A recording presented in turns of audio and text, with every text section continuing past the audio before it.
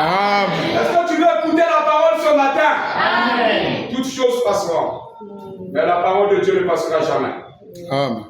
Elle ne passera jamais, frère. Amen. Dieu vous bénisse. Amen. Alors, il est pratiquement 10h40. C'est reparti. Je vais appeler le pasteur Giscard. Il va nous parler ce matin de la part du Seigneur. Amen. Amen. De s'approcher et nous acclamons pour la gloire du Seigneur. Acclamons la parole du Seigneur.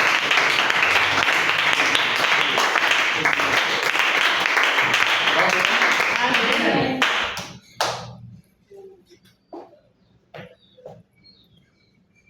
Dieu vous bénisse. Amen. Les temps sont passés. Les choses profondes se sont révélées. Beaucoup de choses se sont dites. Beaucoup de choses doivent être redites. Et en tout cas, il est question que nous puissions ensemble nous envoler. Mais j'aimerais... Je suis dans l'embarras, en fait. Je ne sais pas de quoi parler. Est-ce qu'il faut parler de la Pentecôte que les gens célèbrent? C'est tellement profond que si je commence ça maintenant, je ne vous dirai absolument rien. Est-ce qu'il faut parler de Jésus comme il est écrit? Qui dit tant que je suis, moi, le Fils d'Elle? Ça aussi, c'est une profondeur. Alors donc, j'étais dans la balance. J'ai pris le Père alors qu'il nous conduise. Nous avons la parole qui nous aide à marcher dans la lumière. Amen. Nous allons chanter un cantique. Je ne sais pas si vous le connaissez.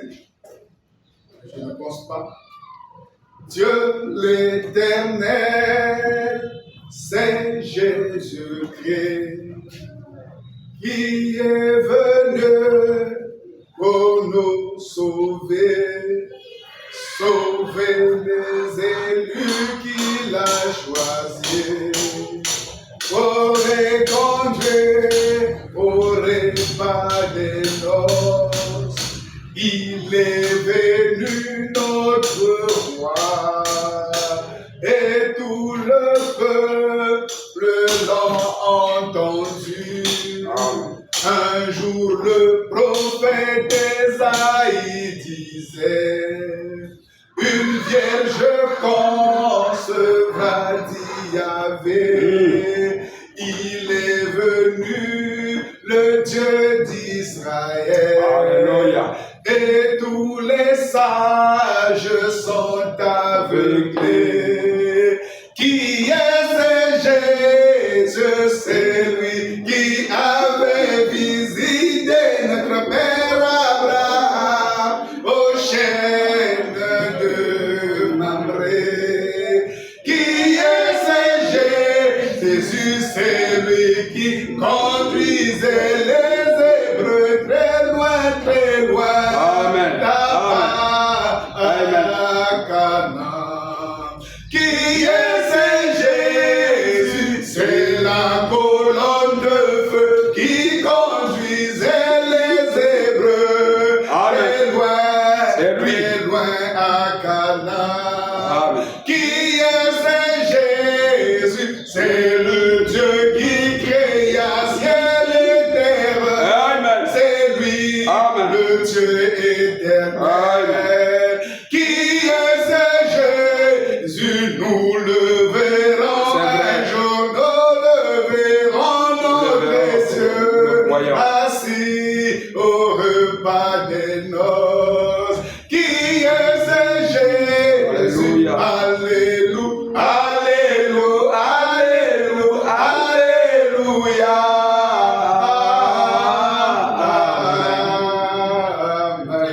Amen. Amen. Alléluia. Toutefois, je me pose la question, qui est Jésus? Et beaucoup de gens se posent la question, qui est Jésus? Et beaucoup de gens ne savent pas vraiment qui il est. Parce que nombreux disent ce qu'il n'est pas du tout. Et nombreux disent juste l'infime portion de la portion de la portion de la goutte de la portion de qui il est. Mais nous devrions savoir, puisque nous marchons au nom d'un puissant sauveur.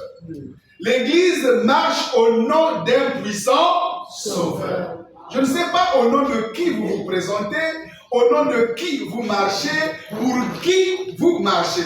Mais l'Église de Jésus-Christ marche au nom d'un puissant sauveur. Et donc, si nous avons un puissant sauveur, nous sommes heureux. Nous sommes heureux pourquoi? Mais parce que nous avons un puissant sauveur. Donc, ça veut dire qu'il nous sauvera de toutes les détresses qui vont arriver sur notre chemin.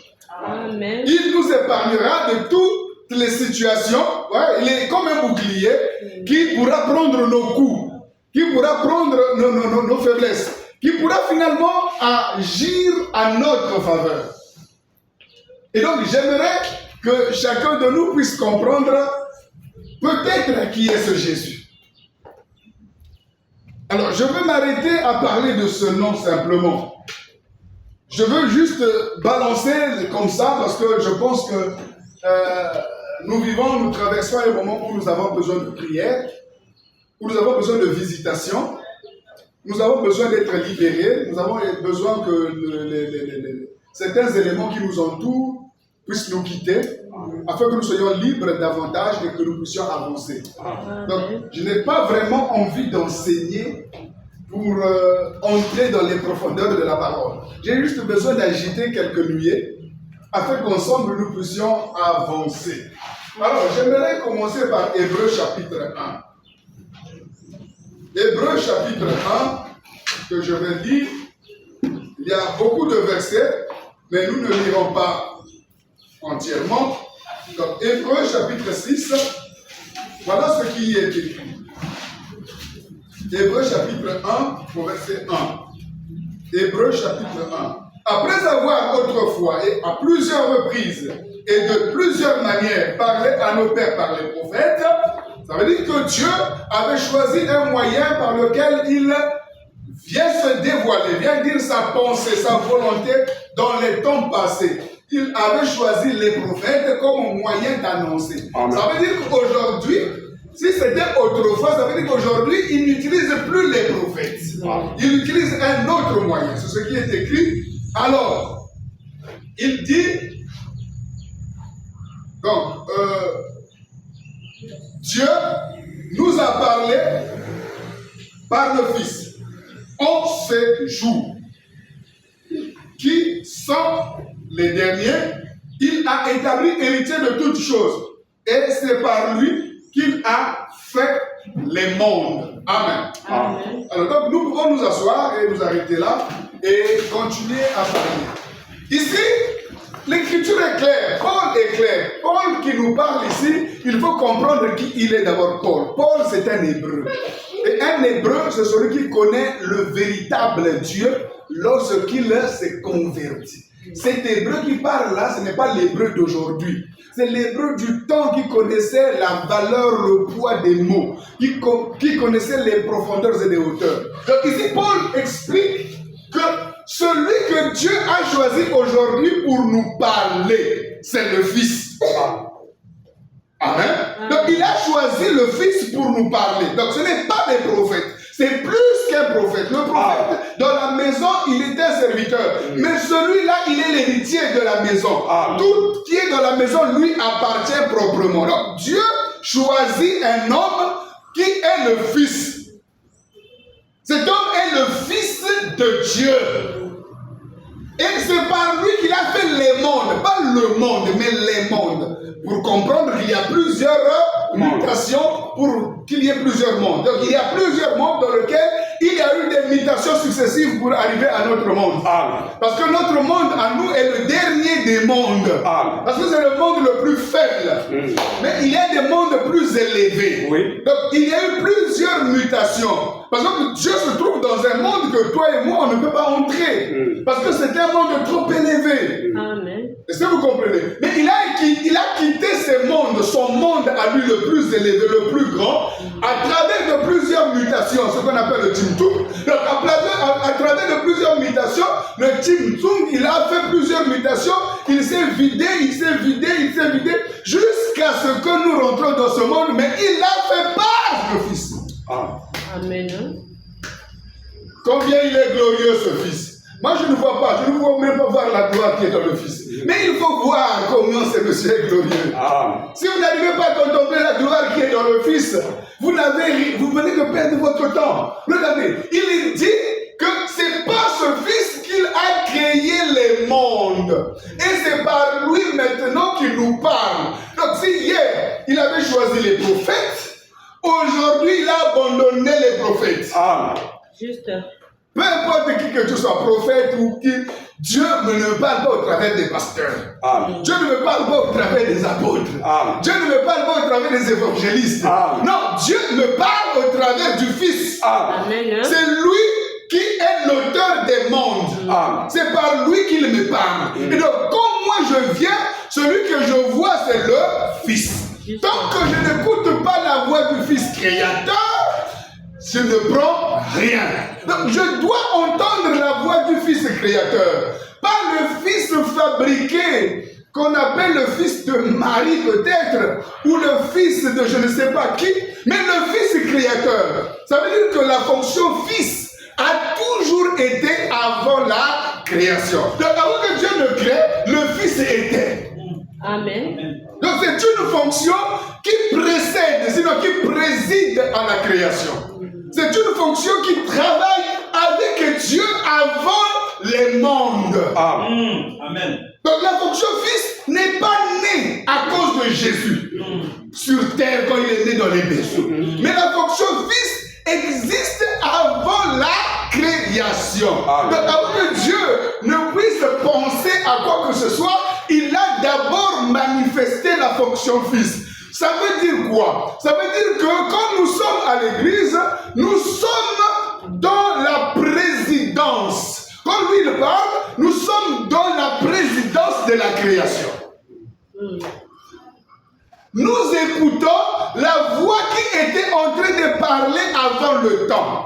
Parce que c'est cette voix-là qui a manifesté toutes choses. C'est par cette voix-là qu'il a créé. Donc c'est cette voix-là qui disait que la lumière soit. C'est cette voie-là que Dieu utilise aujourd'hui. C'est cette fonction-là qu'il utilise pour nous parler. Ça veut dire quoi? Il y a création. Nous sommes dans une période de création. C'est pourquoi Dieu prend le Fils. Quand il prend les prophètes, ce n'est pas la création. Mais quand il prend le Fils, c'est la création. Ça veut dire qu'il veut dévoiler, il veut manifester des choses qui étaient restées dans les ténèbres. Et il veut révéler un peuple qui ne l'était pas. Amen. Juste. Amen. Est-ce que vous comprenez? Amen. Est-ce que l'Église comprend que nous sommes dans une dimension plus élevée que la dimension des prophètes? Oui. Que nous sommes dans une dimension élevée que la dimension que nous pensons nous. Parce que qu'est-ce qui se passe quand les gens viennent à l'église? Ils écoutent l'évangile intellectuellement. Or, l'évangile intellectuel de votre tête ne peut pas vous sauver. Juste. Il faut que ça vienne du cœur. Regardez, quand Pierre a parlé le jour de la Pentecôte, c'était les cœurs. Ce n'était pas l'intelligence de l'homme qui a j'ai compris ce qu'on venait de dire, c'était bon. Non, leur cœur vivement touché. Ce n'est pas Pierre qui a fait l'appel à la repentance. C'est ceux-là qui étaient touchés qui sont venus voir Pierre. Que ferions-nous? La parole nous a concernés. Qu'est-ce que je vais faire? Or, aujourd'hui, par manque d'onction, par manque d'esprit, parce que le Fils n'a pas parlé, c'est maintenant nous qui faisons l'appel. Qui veut recevoir Jésus? Non, Pierre n'a pas fait ça. Ils n'avaient pas le temps de faire qui veut recevoir Jésus. Ils n'en avaient pas besoin. Parce que le Créateur était en œuvre. Quand quand chaque vase de terre, quand chaque portion de terre se mettait en face, lui-même comprenait que c'est devant le Créateur, c'est à moi d'aller vers lui.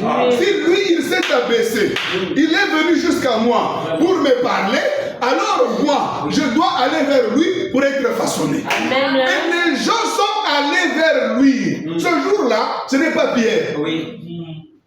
Juste. Ce n'est pas Pierre qui a dit qu'il veut recevoir Jésus, qui a compris la parole, qui a écouté la parole, qui veut marcher avec Jésus. Non, non, non, non, non, non, non. La parole elle-même est partie vers les gens, a touché leur cœur. Et ils ont dit, que ferions-nous? Hommes frères, que ferions-nous? Et Pierre a trouvé de dire que, mais répondez-vous, faites le retournement. Amen. Faites teshuva, faites le retournement, repartez au commencement. Parce que qu'est-ce qui se passe? Quand le Fils vient, il y a un mystère. Parce que les gens ne comprennent pas le travail du Fils. Pourquoi le Fils doit parler aujourd'hui? Parce que Dieu a créé un monde. Quand il a créé le monde, il a fini par créer le nôtre. Mais le nôtre, si vous voulez, c'est le meilleur des mondes. Amen. Je ne sais pas si vous comprenez. C'est le plus faible des mondes. C'est le plus bas des mondes. Mais c'est le meilleur. Parce que c'est ici que Dieu veut demeurer. Amen. Amen. Alors, vous allez vous rendre compte que quand il a fait ce monde, il a fait son Adam. Quand je dis Adam, ce n'est pas le prénom. Il faut mettre ça dans votre tête. Dans la Bible, il n'y a pas de prénoms. Il n'y a que des noms. Prochainement, je vais vous expliquer. Sinon, maintenant même, je vais vous expliquer ce que c'est un nom. Alors, donc, dans la Bible, il n'y a pas de prénoms. S'il y a un monsieur là-bas qui s'appelle Adam, ça n'a rien à voir avec le Adam qui est dans la Bible. S'il y a quelqu'un là-bas qui s'appelle Jésus, ça n'a rien à voir avec le Jésus qui est dans la Bible. Amen. Ça n'a rien à voir. Amen. Les gens ont pris des prénoms bibliques, mais ils n'ont pas pris ce que Dieu avait dévoilé par ses noms et par ses prénoms, qui ne vient que par la prophétie. Amen. Est-ce que vous comprenez? Or, donc, l'homme ne s'élève pas à la hauteur de la prophétie pour prendre les choses prophétiques. Alors, qu'est-ce qui se passe? Il a créé son Adam. Et quand il a créé son Adam, c'est-à-dire l'Adam, c'est l'homme universel. Ok? C'est l'humanité, c'est l'homme humain. C'est l'être humain. Donc, quand il a créé le genre humain, ou l'être humain, donc son Adam, il l'a placé dans une vie. Et dans cette vie, la relation de cet être était avec le Fils. C'est du Fils en Fils qu'il y avait dialogue. Parce qu'en ce moment-là, il ne prévoyait que l'onction du Fils. C'est jusqu'à ce que la chute est arrivée. Et que Adam a été chassé, que les prophètes sont venus. Donc, les prophètes ne viennent que hors d'Éden. Or, quand Jésus-Christ vient, il est la dame fondamentale. Je ne sais pas, vous comprenez. Le principe sur qui dépendent toutes choses. Il est la dame fondamentale. C'est-à-dire, la copie qui était sur la terre, son original était là. Donc, il est le dernier Adam. Donc, il est la dame fondamentale. Ça veut dire quoi? Ça veut dire que lui nous ramène dans l'Éden. Donc, il vient avec l'onction et la communion de l'Éden. Donc, quand il nous parle, on n'a pas besoin de prophètes, on a besoin de celui qui a créé, qui parlait à Adam. C'est ça. Est-ce que vous comprenez? Donc, nous retournons dans la dame fondamentale. Nous retournons dans l'Éden. Donc, quand lui il vient, il nous ramène au jardin. Il nous ramène dans la conversation, non avec les prophètes, non avec les pasteurs, non avec les évangélistes, s'il vous plaît. Je n'ai rien contre eux, je le suis parmi eux, mais il nous ramène au Fils. Amen.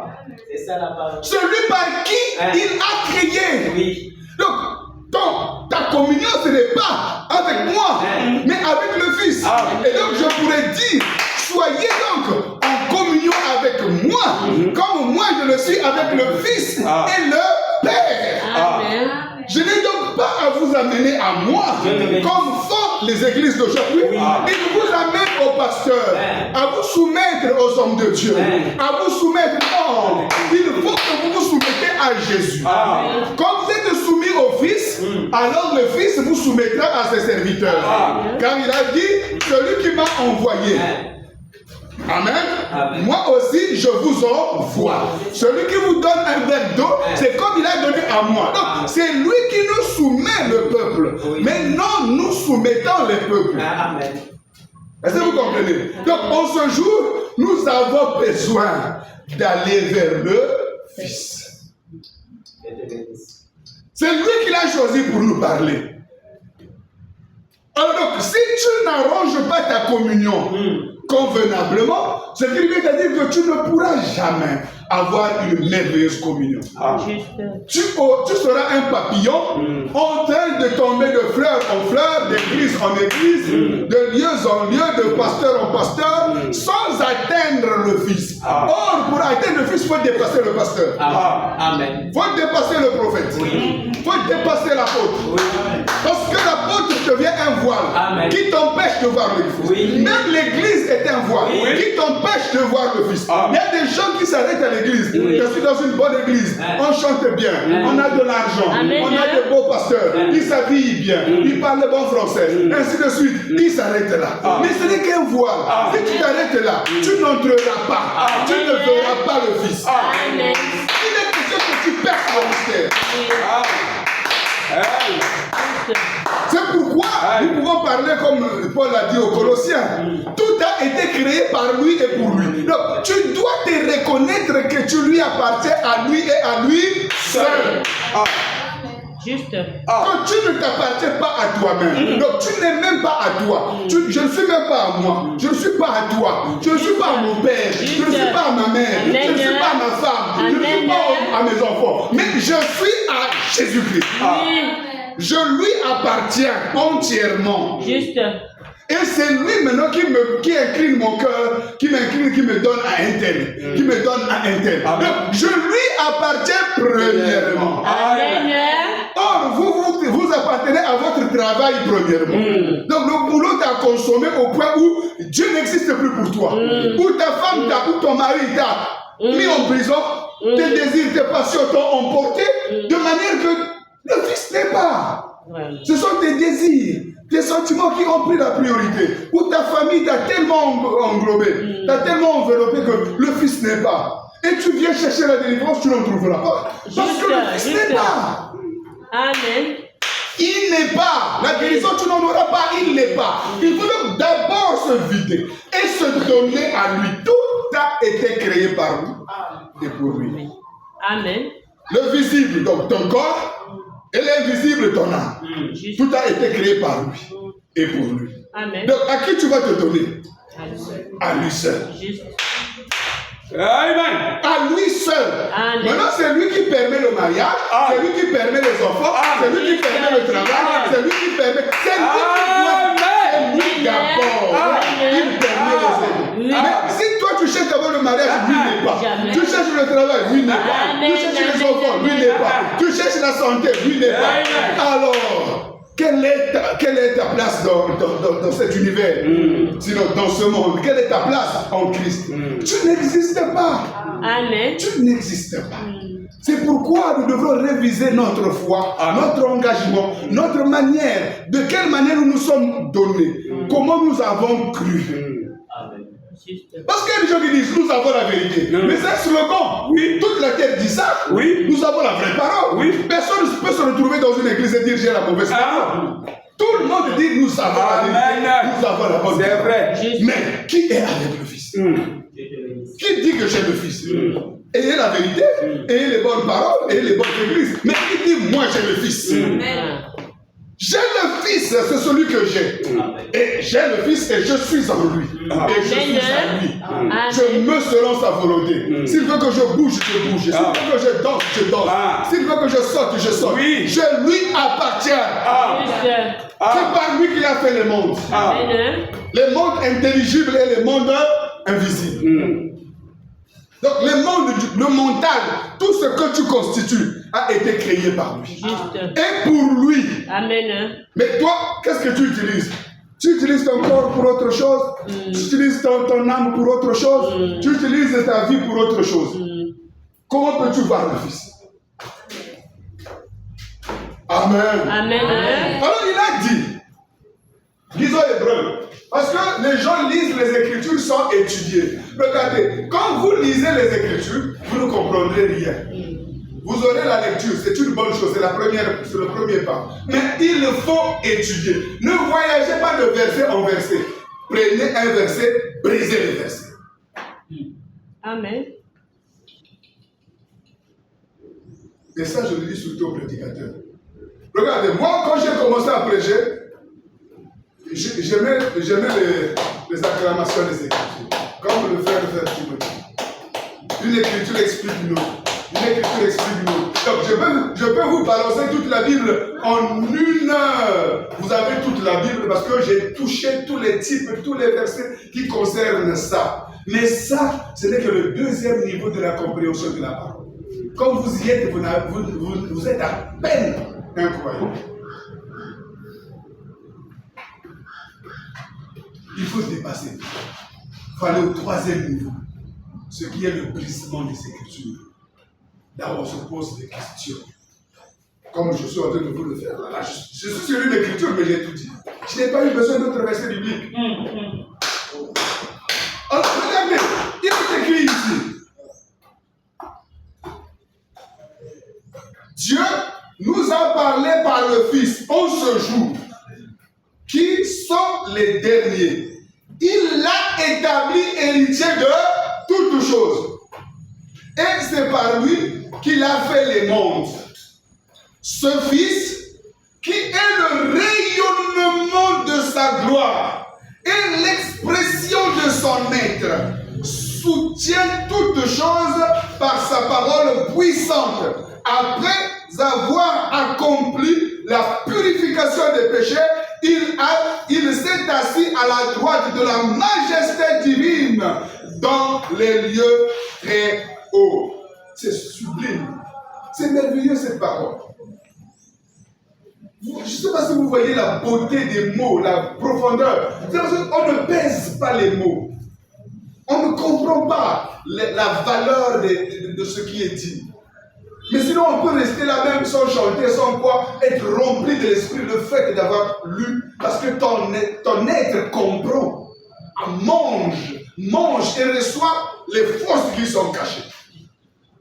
La dernière fois, je vous l'ai dit, que comment l'homme est comme un portable.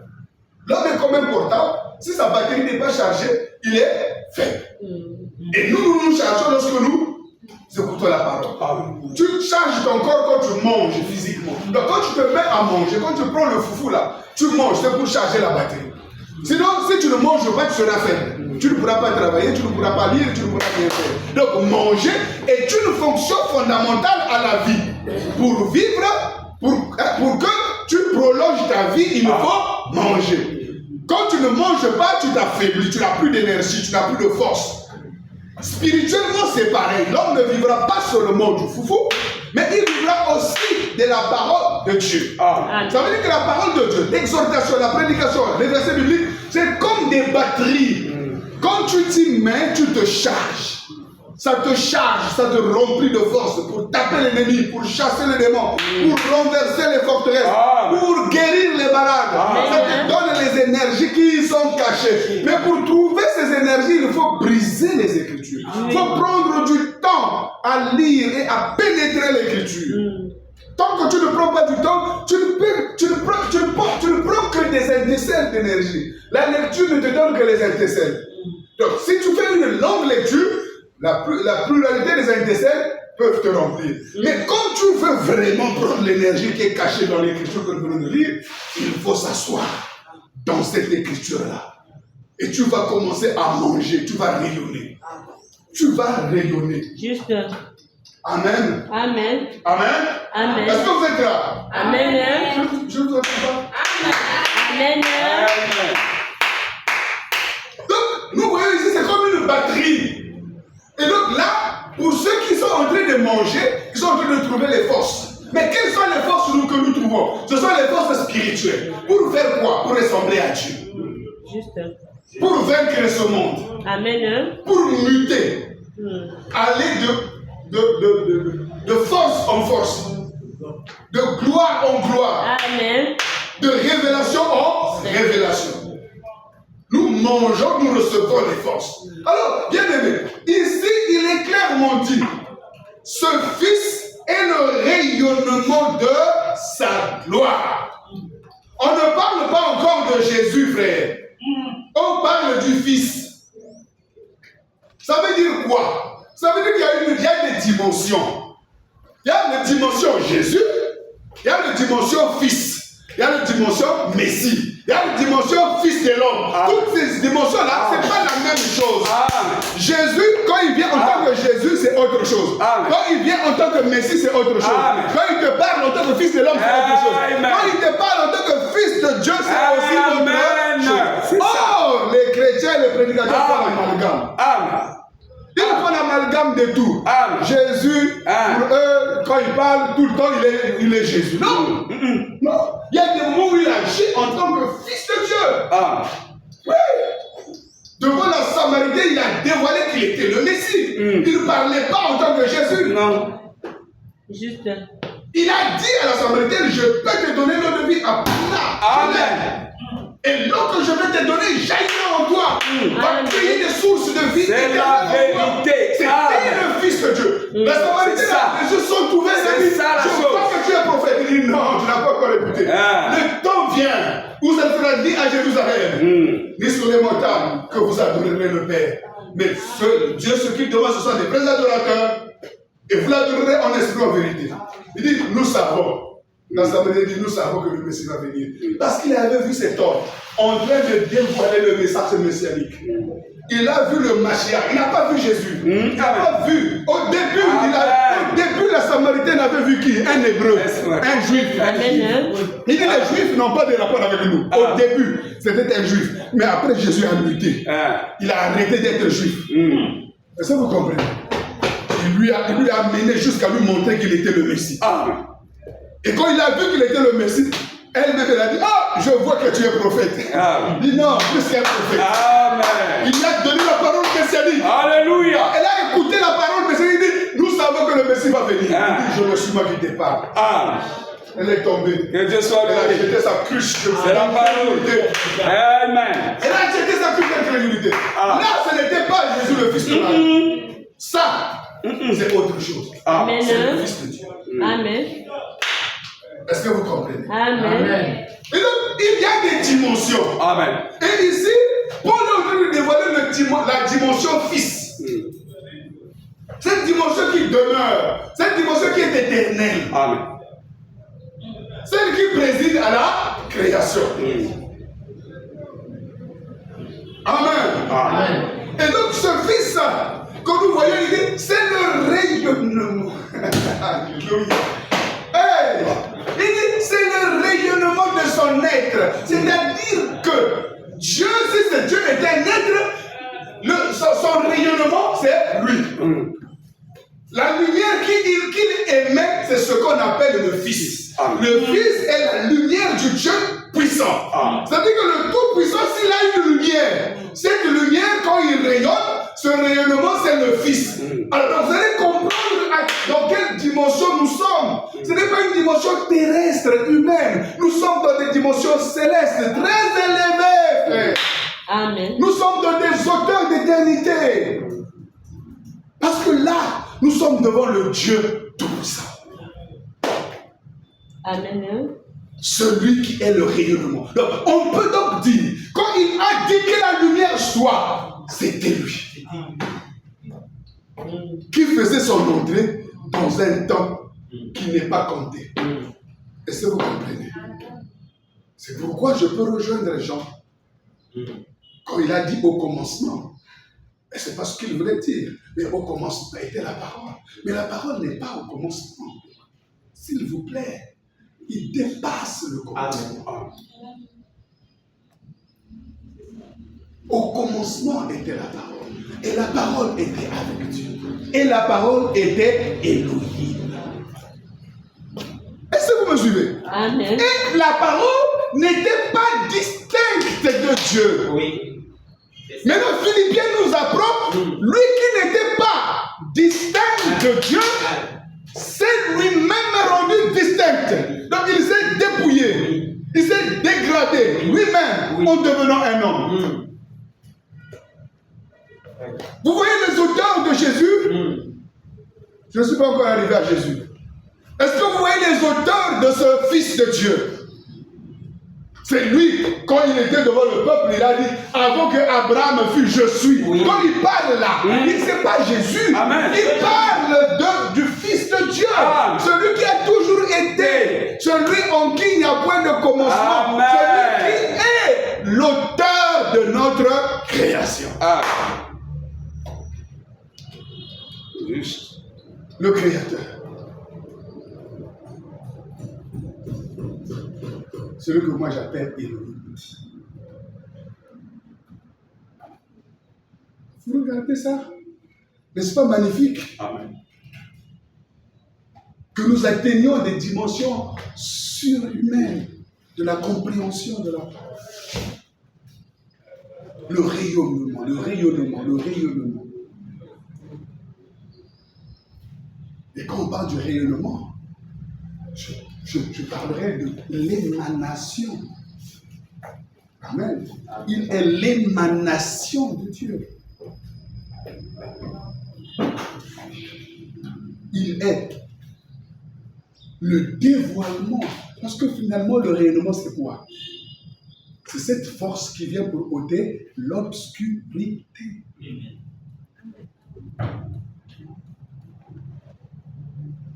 C'est cette force qui vient ôter les ténèbres, qui nous permet de voir ce que Dieu fait. Vous comprenez ça? Il est le dévoilement du divin.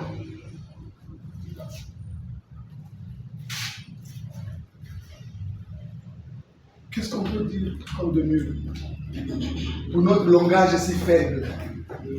Hein? Notre langage est tellement faible, qu'est-ce qu'on peut dire? Maintenant, lisons un texte. Je veux faire un mariage. Oh, que c'est fantastique. Luc chapitre 1er, verset 25. Je lis ce qui suit. Je prends le verset 26. Au 6e mois, l'ange Gabriel fut envoyé par Dieu dans une ville de Galilée, du nom de Nazareth, chez une vierge fiancée à un homme du nom de Joseph, de la maison de David. Le nom de cette vierge était Myriam. Un jour viendrai, je vous parlerai de Myriam. Comme une matrice véritable, c'est tellement précieux. Il entra chez elle et dit, je te salue toi, à qui une grâce a été faite. Le Seigneur est avec toi. Troublée par cette parole, elle se demandait ce que signifiait une telle salutation. L'ange lui dit, sois sans crainte, Marie, Myriam. Parce que quand on dit Marie, ça n'a pas de sens. Mais quand on dit Myriam, ça prend toute sa forme. Parce que dans Myriam, il y a le Maïm, qui est la matrice de la création. C'est pourquoi elle devrait s'appeler Myriam. Car tu as trouvé grâce auprès de Dieu. Voici, tu deviendras enceinte. Tu enfanteras un fils. Amen. Et tu l'appelleras du nom de Jésus. Nous sommes dans une dimension, frère. Il sera grand et sera appelé fils du Très-Haut. Et le Seigneur Dieu lui donnera le trône de David de son père.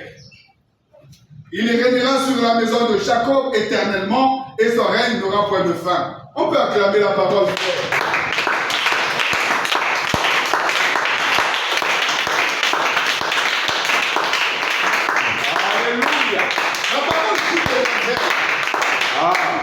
La parole dit des merveilles, frère. Il dit des merveilles. Regardez. Il y a un bébé qui va venir. Ok? Mais quelque chose d'étonnant, de mystérieux, c'est que le nom vient du ciel. Acclamez le Seigneur.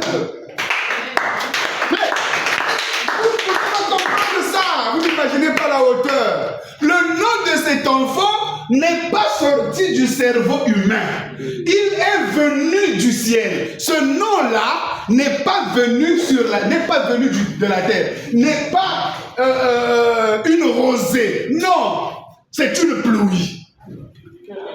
Je ne sais pas si vous comprenez la différence entre la rosée et la pluie. La rosée vient du sol.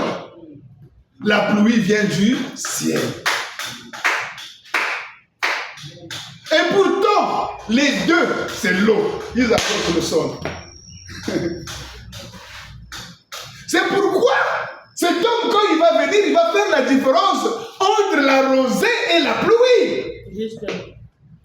Parce qu'il savait qu'il a dit, vos pères ont mangé la manne. Il dit non, nos pères n'ont mangé le pain du ciel. Il dit non, Jésus a dit non. Vos pères n'ont pas mangé le pain du ciel.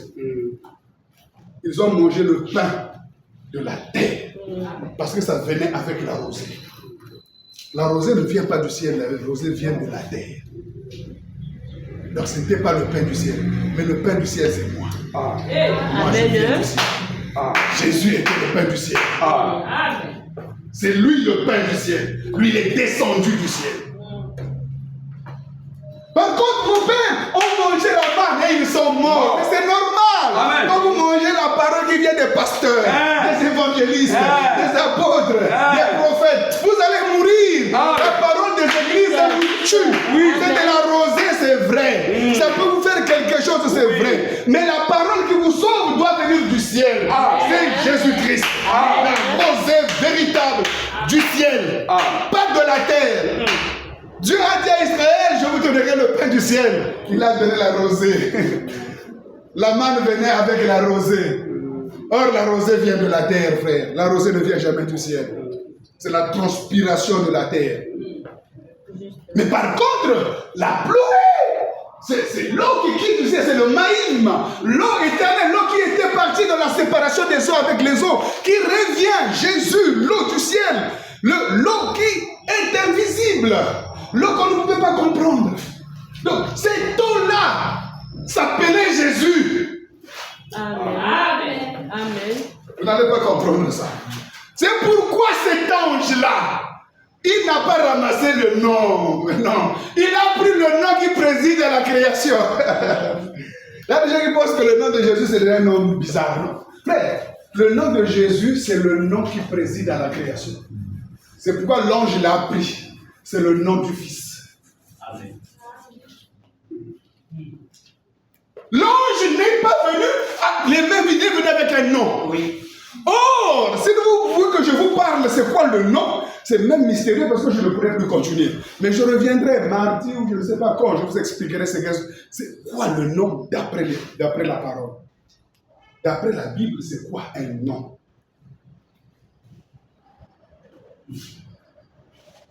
Pourquoi cet enfant devrait être nommé du ciel?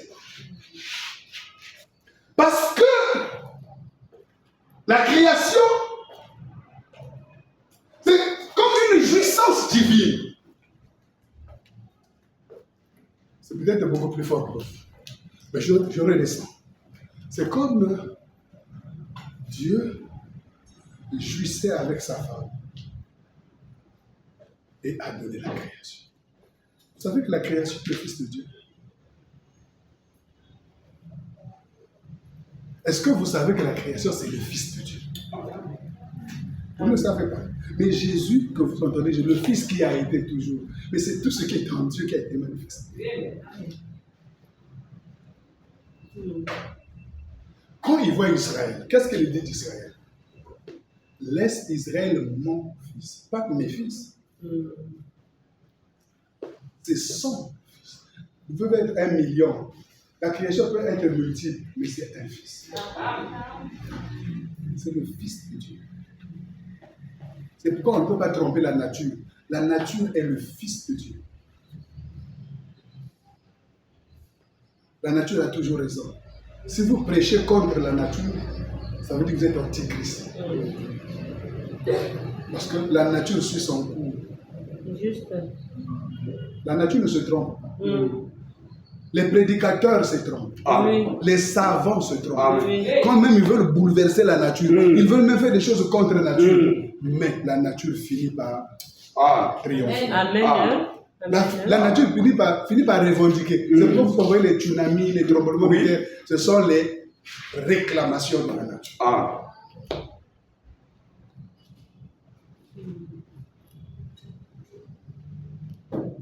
Paul parle des gens qui font des choses contre la nature.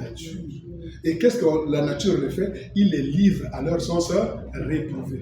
Qu'ils fassent de n'importe quoi. Parce qu'on ne peut pas agir contre la nature. Si tu fais des choses contre la nature te rejette. Oui. Dans quelle planète tu vas vivre? La nature te rejette. À ton animalité, à ta vie sans sens. Juste. Elle te rejette. Et tu vas faire n'importe quoi. Parce que tu es contre la nature. Bref. Le nom est venu du ciel.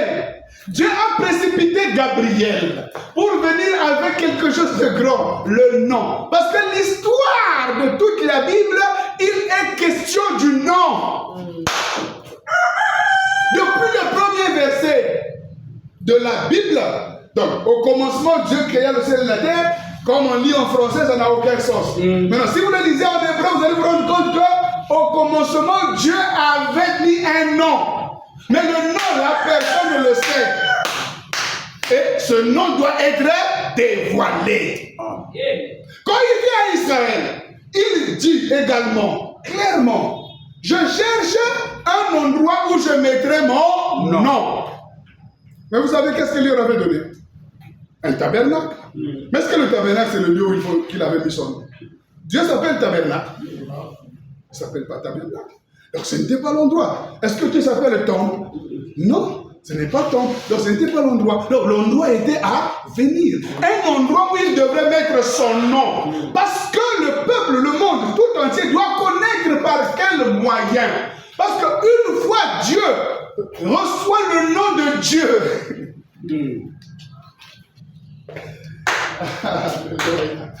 Donc une fois qu'il va nommer, est-ce que vous comprenez? C'est pourquoi il ne pouvait pas accepter que ce nom vienne de Marie ou de Joseph. Tous les noms que les gens ont essayé de donner ne pouvaient pas marcher. C'est pourquoi lui-même a donné son nom à lui-même. Amen. Et donc, quand il vient avec le nom de Yeshua,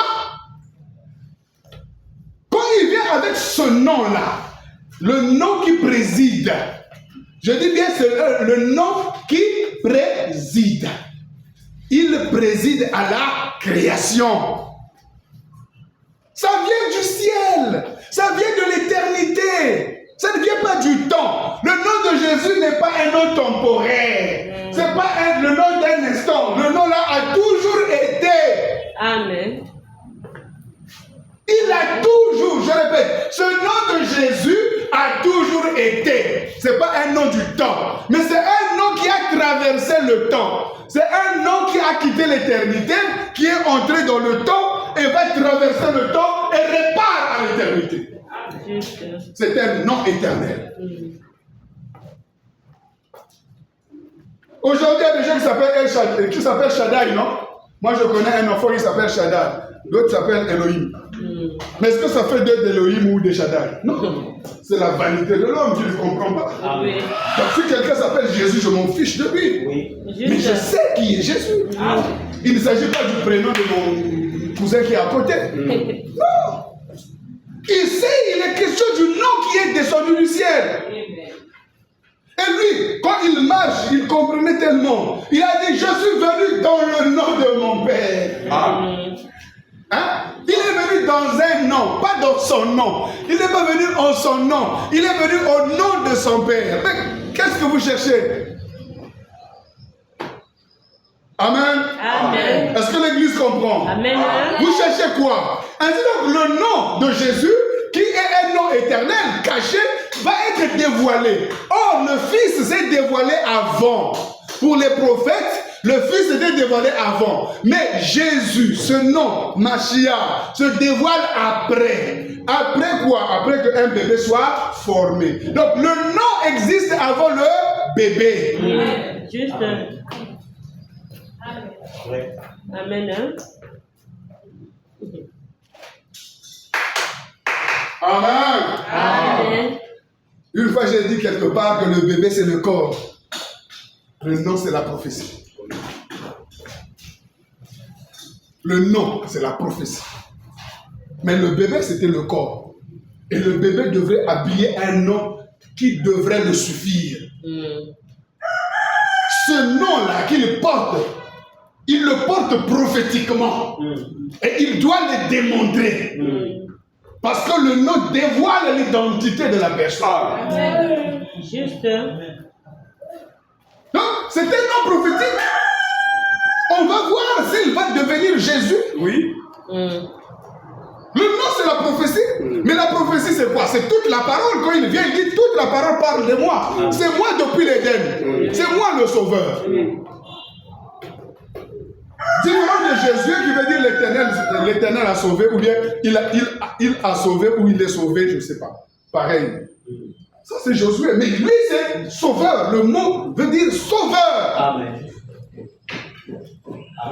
Son nom veut dire sauveur. Et il n'y a de sauveur que lui. De toute éternité, il est sauveur. Et je vous répète que la fonction sauveur n'est pas une fonction du temps. C'est une fonction qui a un niveau éternel. Il faut le prendre dans l'éternité. Parce que tu as péché. Et si j'ai péché, c'est pas maintenant. Dieu le savait que tu seras pécheur. Depuis avant qu'il te fasse, donc depuis l'éternité, nous étions déjà sauvés. L'agneau a été immolé avant la fondation du monde. Nous sommes sauvés. Pas maintenant. Aujourd'hui, nous accomplissons notre salut. Nous travaillons pour notre salut. Mais nous avons été sauvés.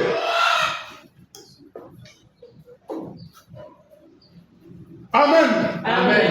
Est-ce que vous comprenez? Est-ce que nous avons reçu le nom qui est au-dessus de tous les noms? Amen. C'est pourquoi Philippiens pouvait dire après la résurrection de Jésus, Paul pouvait dire aux Philippiens, il a reçu le nom qui est au-dessus de tous les noms. Dans ce nom, toutes les familles de la terre tirent son nom. C'est ce qui est écrit. Amen. C'est en son nom que toutes les familles de la terre tirent son nom. Ça veut dire, quand il a dit à celui qui vaincra, je donnerai un nom nouveau, il tirera ça de ce nom.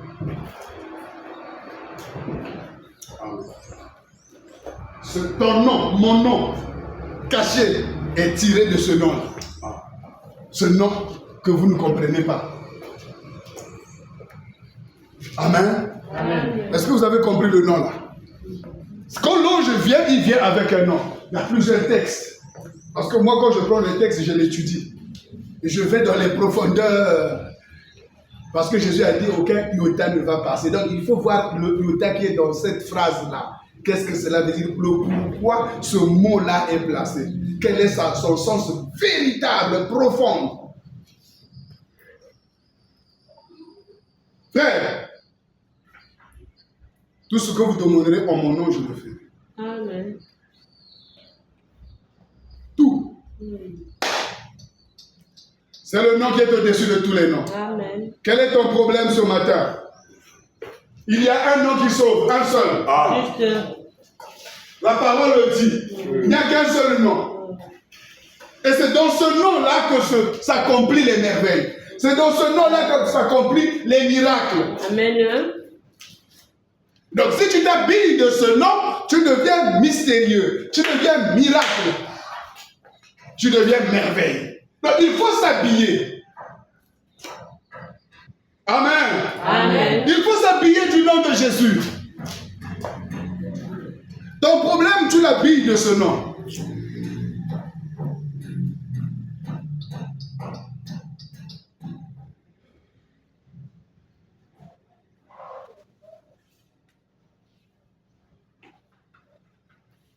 vous ne comprenez pas. En tout cas, vous ne comprenez pas. Le nom là, vous ne comprenez pas. Vous l'entendez par vos oreilles, ça reste de votre intelligence. Comme Paul écrit aux Philippiens, il dit, c'est pourquoi Dieu l'a souverainement élevé et lui a donné le nom qui est au-dessus de tous les noms, afin qu'au nom de Jésus, tout genou fléchisse dans le ciel, sur la terre et dans les enfers. Afin qu'au nom de Jésus, toute langue confesse que lui, ce Jésus, est Adonai. Amen. C'est ce que veut dire le Seigneur. Qu'il est Adonai. Amen. C'est-à-dire que celui que vous avez vu dans l'ancienne alliance, que vous appelez Adonai, Elohim, le Très-Haut, le voilà devant vous. On n'a rien d'autre à chercher. Non, si j'explique le mystère de la divinité, j'aurai le temps de vous expliquer c'est quoi Dieu, qui il est. Parce que Dieu ne s'est jamais dévoilé totalement. Il ne se dévoilera jamais totalement. S'il se dévoile totalement, vous ne pouvez pas exister. Il va détruire toute la terre. Son rayonnement total va consumer le monde. Et donc, quand nous parlons de Jésus-Christ, c'est un condensé, voyez-vous, d'un rayonnement. Mais qui il est? Il est ce Dieu véritable qui porte le nom qu'il avait promis à toute l'humanité pour le salut. C'est le nom qu'il avait promis depuis Genèse 1, verset 1, que c'est ce nom-là qui va amener l'homme à le ressembler. Si tu n'as pas ce nom, tu ne portes pas ce nom, tu ne pourras jamais ressembler à Dieu. Amen. Je dis bien jamais. On n'a pas besoin de pécher. Ce n'est pas toujours le péché. C'est-à-dire que le salut, ce n'est pas toujours le péché. Mais dans la création, quand Dieu a créé depuis le verset 1, parce que tout le livre de la Genèse, moi je ne vois pas premièrement ce que c'est la création. Je vois d'abord le dévoilement de l'homme. Dieu crée son Adam, voilà. Mais il le crée à la compagnie d'un être qu'on appelle le Fils. Il le crée à son portrait. L'homme est créé au portrait du Fils. Mais le Fils, c'est qui? Mais c'est Jésus. Jésus, c'est parce qu'on n'a pas dit son nom au premier verset. Mais on aurait dû dire, au commencement, Dieu crée l'homme à l'image de Jésus-Christ. Mais oui, on aurait dû dire ça, mais on n'a pas dit, on a caché le mystère. Pour être dévoilé maintenant, frère. Le mystère avait été caché, scellé. Parce que Dieu crée l'homme par Jésus. Et à son image. Quand il dit faisons notre Adam, ça veut dire que l'Adam existe. L'être humain existe. Si vous voyez dans Daniel, vous verrez, Daniel dit, j'ai vu un homme semblable à un fils de l'homme. Il existait. C'est Adam fondamental. Amen. Dans lequel nous sommes taillés. Est-ce que vous comprenez? Amen. Alors donc, c'est dans cette image-là que nous sommes façonnés. Et regardez bien, quand Jean arrive à Patmos, comment il le voit? Semblable à un fils de l'homme. Il dit, je me retournais pour voir quelle est la voix qui me parlait. Mais cette voix-là, quand il a vu, il a dit comment? Il était comme un fils de l'homme. Un fils d'Adam. Donc l'Adam fondamental, qui était au ciel, était sur la terre, est au ciel et il est sur la terre. Et il se façonne en nous. Amen. Jour après jour. Crée en nous son image et sa ressemblance.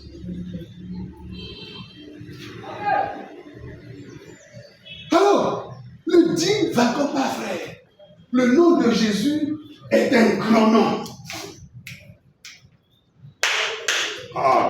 C'est un grand nom. Ça dépasse Jéhovah, ça dépasse Elohim, ça dépasse dépasse le Dieu très haut, ça dépasse Dieu tout-puissant, ça dépasse l'alpha et l'oméga, ça dépasse tous les noms que vous connaissez dans la Bible. C'est le nom propre de Dieu. C'est lui-même qui l'a donné à l'ange et l'homme l'a vécu, l'a dévoilé et il s'est révélé. Il a dit, bon, je lève ce nom-là. Je lève ce nom-là. Je lève ce nom. Frère, élève ce nom. Je peux entendre que ça dire, porte éternelle, élève Morinto. Laissez le roi de gloire faire son entrée. Jésus-Christ entre. C'est lui. Amen. C'est lui, nous sommes dans le véritable. Oui. C'est lui l'amen, c'est lui frère. On n'a pas autre chose. Tu es malade, c'est lui qui va te guérir. Tu as des situations, il faut le considérer. C'est le nom qui préside à ta guérison. C'est le nom qui préside à ta délivrance. C'est le nom qui préside à ton bonheur. Tu veux la vie, prends ce nom. Prends le nom de Jésus avec toi. Oh, oh, toi, enfant de tristesse et peine, il va te procurer la joie. Oh, prends-le partout où tu vas. Précieux nom. C'est un précieux nom, frère. Il faut que tu le prennes avec toi. Au lieu de te trimballer avec le nom de ton grand-père ou de ton mari, je suis la femme d'un tel. Ça ne sert à rien. Prends le nom de Jésus. Tu sais de quelle famille je sors. Tu sais qui je suis. On s'en fiche. Tous ces noms vont périr. Nous avons un nom qui est au-dessus de tous les noms. C'est le nom de Jésus-Christ.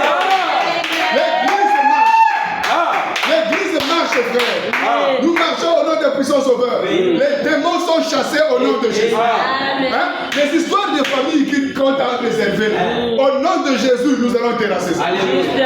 Les esprits qui président dans ta vie, là, dès que tu arrives chez Jésus, ils commencent à trembler. Mais parce que c'est le nom, frère. C'est le nom. Amen. Même quand tu es triste, prends le nom de Jésus. Tu vas voir que la joie va visiter. C'est un nom qui donne la joie, un nom qui donne la paix. Dieu a tout caché dans ce nom. Amen. Dans le ciel, sur la terre, frère. Et un combo à quoi qu'on a eu terre. Mais Jésus-Christ est le nom qui est au-dessus de tous les noms. Amen. Oui, frère. Tous les noms qui sont sortis sur la terre, les Hitler, les Mussolini, les savants comme les Socrates, les Pythagore, tous ces noms qui ont encore de la renommée comme si ce n'était pas mort. Ils ne sont même pas à la cheville. Même pas, je dis même pas à la cheville du nom de Jésus. Alléluia. Ils ne sont pas à la cheville.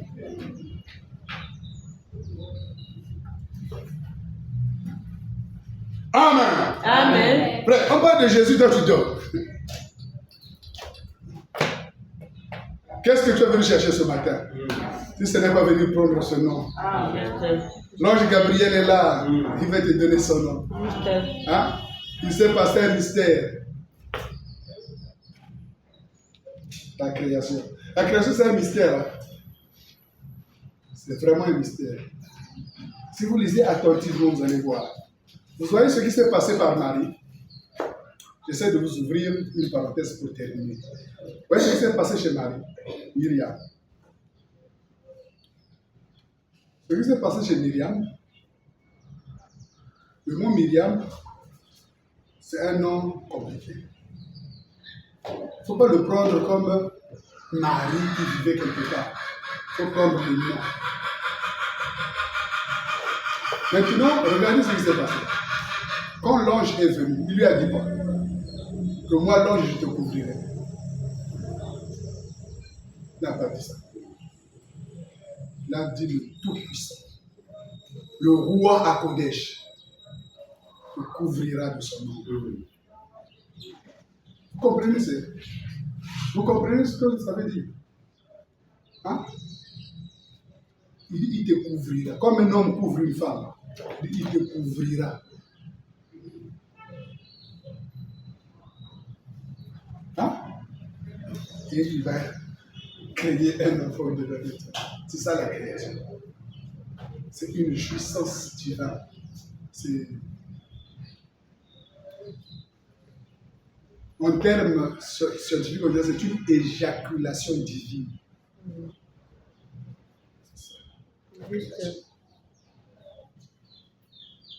C'est une jouissance divine.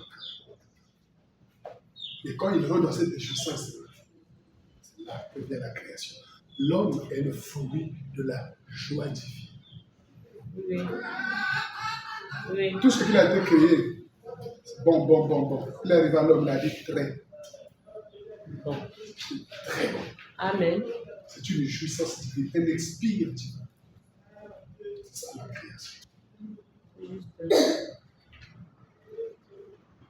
C'est un extase divin. C'est tellement beau. Vous ne pouvez pas comprendre ça. Parce que celui qu'on est en train de créer, il est le résumé de toute la création. Sinon, c'est toute la création. Yeshua qui devrait sortir de là. C'est lui toute la création. Tout a été créé en lui et par lui. Est-ce que vous comprenez? Amen. Et là, Marie prend la forme de l'épouse cosmique qui va enfanter le monde.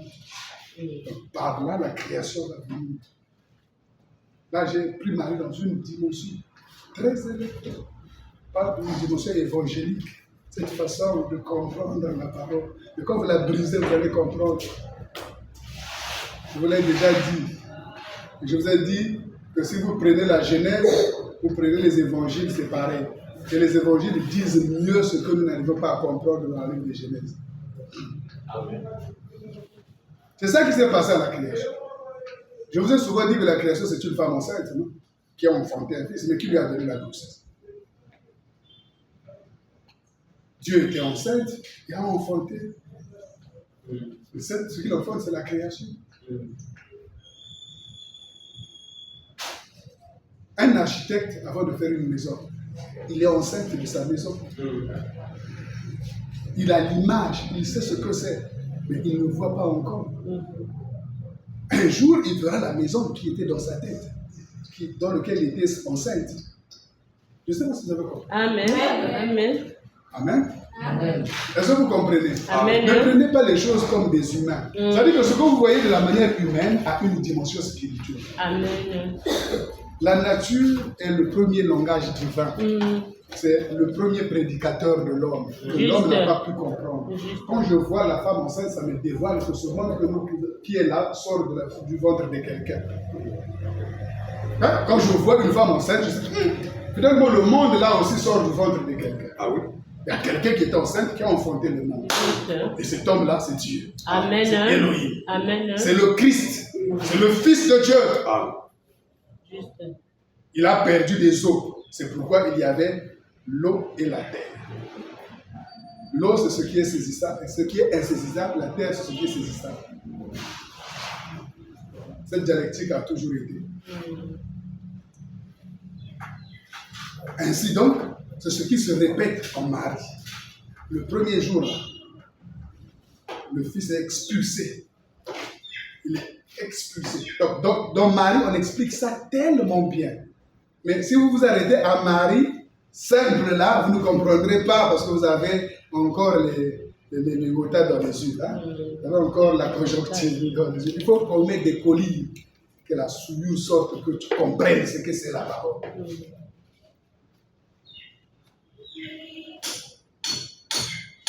Ici donc, il n'y a aucune différenciation entre Jésus-Christ et Dieu. Et en plus, pour terminer, vous ne pouvez pas séparer l'humanité de Jésus à la divinité. Impossible. Comme Jésus était un faible homme, c'est impossible de le séparer. Je dis bien impossible. Si vous le séparez, vous n'êtes que du Satan. Donc l'humanité de Jésus entre dans sa divinité. Parce que avant qu'il ne devienne homme dans la terre, on l'a vu dans le ciel homme. Amen. Et on le reverra aussi homme. Jean aussi l'a revu homme. Oui. Jean à Patmos l'a revu homme. C'est ça. Je te remercie. Donc on ne peut pas séparer Jésus de son humanité. Vraiment. Donc humain, là au ciel, Oui. avec un corps, dans sa gloire, il descend, il prend un corps physique, il change de forme, Oui. il commence à marcher parmi vous sans cette gloire-là. Après, il reprend sa propre forme là-bas dans l'Apocalypse. On le voit. Je te remercie. On ne peut pas le séparer de son humanité. Donc, peu importe qui il est, nous l'aimons, nous l'adorons. Oui. Amen. C'est notre Dieu. Amen. C'est le créateur de l'homme. Amen. Et je suis façonné à son image. Je suis heureux que jour après jour, je me sois créé à l'image de mon Jésus-Christ. Oui. Amen. Et je suis dans la joie, frère. Amen. C'est pourquoi je porte fièrement ce nom. J'ai dit à Dieu un jour, change-moi mon nom. Comme la famille va Amen. Hein? donne-moi un nom nouveau, hein, par lequel je veux te servir. Parce que ce nom que je porte là, ça me coince. Il y a des choses à l'intérieur qui me réclament. J'ai besoin d'un nom nouveau. Amen. Qui n'est pas un prénom, frère. Oui. C'est tellement merveilleux. Bien aimé, c'est tellement bien Amen. de connaître qui est Jésus. C'est pourquoi il a dit aux disciples, qui dit-on que je suis, moi le Fils de l'homme? Qui dit-on? Écoutez, qui dit-on que je suis, moi? Pas moi, Jésus. Moi, le Fils de l'homme. Or, le Fils de l'homme, c'est celui qui est dans Daniel. Oui, c'est ça. C'est-à-dire, Daniel le voit au ciel. Oui. Quel piège!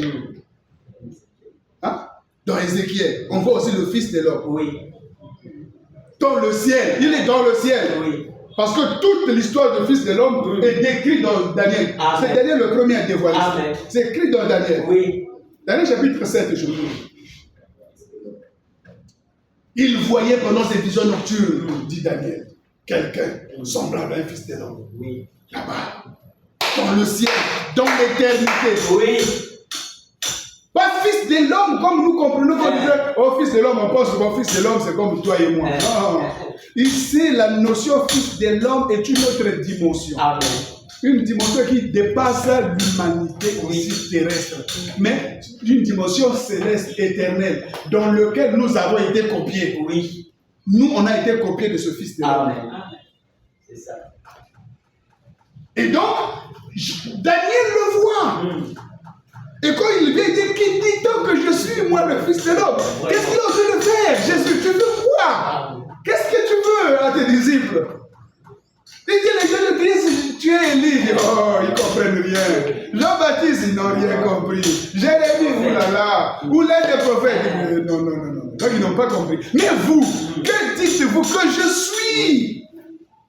Amen. Amen. Heureusement qu'il y avait un homme. Amen. Simon-Pierre. Il y a un homme qui pouvait faire le pont. Il dit, tu es le Christ, le Fils du Dieu vivant. Vous comprenez que le Fils de l'homme, c'est le Fils de Dieu, c'est le Mashiach. C'est ça. C'est lui le Messie, frère. Donc le Fils de Dieu n'est pas simplement Fils de Dieu, mais il est aussi Fils de l'homme. Il n'est pas simplement Fils de l'homme, il est le Mashiach. Il est le Messie. Amen. Amen. Il est le Fils de Dieu. Donc il est le premier-né de la création de Dieu. Amen. Le tout en tout. Il est le zéro. Il est le rien sans être rien. Vous comprenez ça? C'est lui. Il dit qu'il est le rien sans être rien. Quand on dit le rien, parce qu'on ne peut rien dire de lui, il est trop grand. Il nous échappe. Mais sans être rien, c'est finalement une sémence. Amen. Et c'est cette sémence qui a été enfouie en chacun de nous, frères. Juste. Nous sommes tous enceintes de Dieu, Oui. comme l'a été Marie. Mais le problème, c'est quoi? C'est d'accepter la lumière. Amen. Qu'il vienne ôter les ténèbres pour que cette sémence puisse Juste. sortir. La sémence de Dieu est en toi. Le Christ, le Fils de Dieu est en toi. Amen. Il est en toi. Il est dans chaque être humain. Oui. Mais les ténèbres l'environnent. Le péché l'a placé. Il est dans la gangue. Il ne peut pas sortir. Il faut casser la gangue. Casser la clipa. Bon, les mots hébreux viennent. Je ne sais pas. Bon, la clipa, ça veut dire l'écorce. Voilà. Il faut casser l'écorce. Parce que c'est l'écorce qui empêche le Fils de Dieu de sortir. Je vous ai parlé de la parabole de ces hommes-là de la semence qui est tombée, qui est étouffée. Voilà. C'est cette semence du Fils qui est en toi, ne peut pas germer. Parce que tu l'as enveloppé des soucis de ce monde. Tu l'as enveloppé des problèmes de la vie. Tu l'as enveloppé des désirs, des plaisirs, des envies. Tout ça, ce sont des ténèbres. En plus des traditions de ta famille, tu l'as enveloppé de toutes ces forces-là. Et il est dans les ténèbres. Tant que la parole qui l'identifie ne vient pas vers toi, tu resteras dans les ténèbres. Ni vu, ni connu. C'est pourquoi Salomon l'avait vu bien avant. Il a dit Dieu a enfoui dans l'homme la pensée de Dieu. Il avait déjà enfoui le Fils, la sémence, le rien sans être rien. Il est en toi. Tout est là-dedans. Il est en toi, ma soeur. Amen. Ne doute pas. Amen. Même celui qui passe la rue, qui ne connaît pas Jésus, il est là. Mais Amen. sauf qu'il ne peut pas se dévoiler tant que la lumière n'a pas. Amen. Amen. Donc, il faut que Jean chapitre 1 se dévoile. Il a envoyé sa lumière à tous ceux qui l'ont reçu, à ceux qui croient en son nom. Alors, le pouvoir d'être enfant de Dieu est donné. C'est ça le mystère de l'image. C'est un être spirituel. C'est tellement merveilleux. Oh, bien-aimés, que Dieu vous bénisse richement. Amen. Que Dieu vous bénisse. Amen. Nous avons le nom.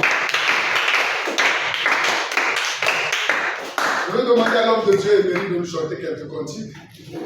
Et nous allons prier. Je ne sais pas quelle heure il est. Nous allons prier. On est debout.